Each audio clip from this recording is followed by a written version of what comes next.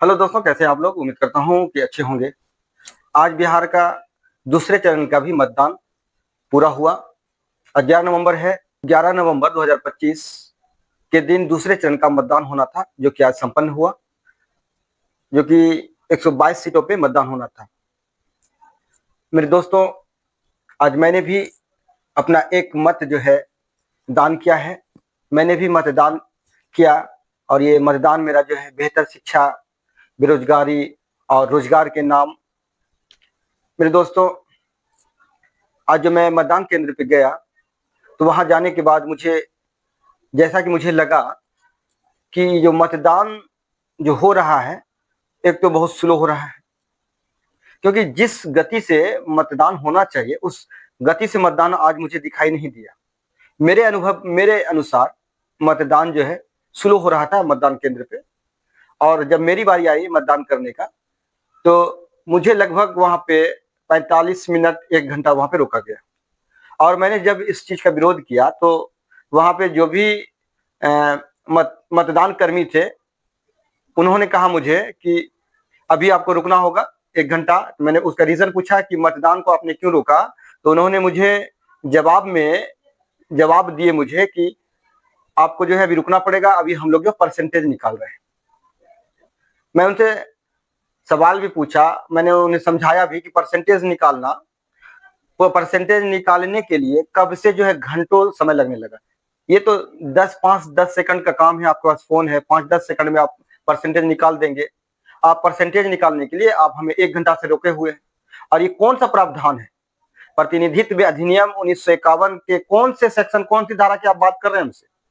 कुछ दोस्तों ने मुझे बताया 17A के अनुसार जो है परसेंटेज। अरे 17A जो फॉर्म जो है और जो प्रावधान है 17A का क्या है, उसे आप जाके पहले पढ़ लें कि 17A में क्या लिखा हुआ है। 17A जो फॉर्म है उसमें कौन सा किस लिए दिया गया, उसको फिलअप करेंगे, उसको अच्छे से जानकारी ले लें।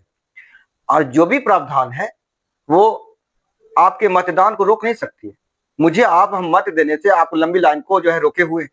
मतदान को एक तो स्लो हो रहा है, ऊपर से हमारा जो हम जिस लाइन में है उस लाइन को आप रोके हुए हैं। अब वो एक छोटे से काम के लिए, परसेंटेज निकालने के लिए। आपको मालूम नहीं है दोस्तों, तो मैं बता दूं, मतदान को रोकने का कोई भी अधिनियम नहीं है कि आप जो है फॉर्म भरने के लिए, चाय पीने के लिए, नाश्ता करने के लिए जो है मतदान को आपने रोक दिया, आपको परसेंटेज निकालने के लिए आप मतदान को रोक दिया। ऐसा कोई अधिनियम नहीं है। यदि अगर है तो आप मेरे कमेंट में आप हमें वहां से सेक्शन और अधिनियम का नाम भेजें, मैं चेक करता हूँ। ऐसा कोई अधिनियम नहीं है कि जो आप मेरा मतदान को रोक देंगे। खैर, और यदि आपको परसेंटेज ही निकालना था तो परसेंटेज आप निकाल लेते। कितने देर का काम था, कितने सेकंड का काम था ये। आज के 5 क्लास के बच्चे जो है मुश्किल से अगर उसको फोन दे दे तो 5-10 सेकंड नहीं लगने देंगे, बड़े से बड़े परसेंटेज निकाल के दर देंगे। और आप एक शिक्षक होकर के आप जो घंटा लगा रहे हैं परसेंटेज निकालने में, और आप हमको पढ़ा रहे हैं कि आप रुकिए अभी मतदान नहीं देने देंगे। तो ये आप हम मेरा शुक्रिया कीजिए कि मैंने कोई विरोध नहीं किया। खैर, मैं उस बात पे चर्चा नहीं करूंगा। मेरे दोस्तों, मैं चर्चा करने आए जो अहम बात, मैंने जो सर्वे किया वहां पे जाकर के, तो मैंने देखा कि आज का जो मतदान है बहुत स्लो हो रहा था। दूसरा चीज ये कि आज जो मतदान करने के लिए जो लाइन लगा हुआ था मतदान केंद्र पे, वो लाइन बहुत लंबे लंबे लाइन थे। इतने लंबे थे कि ये मान के चलो कि पूरा परसेंटेज अगर आज मत जो होगा तो 60-70% से कम नहीं होगा। और बहुत जगह पे 60-70% हुआ भी है। तो 60-70% मतदान जब होता है तो मेरे दोस्तों एक संकेत देता है, उससे हम लोगों को अलर्ट हो जाना चाहिए।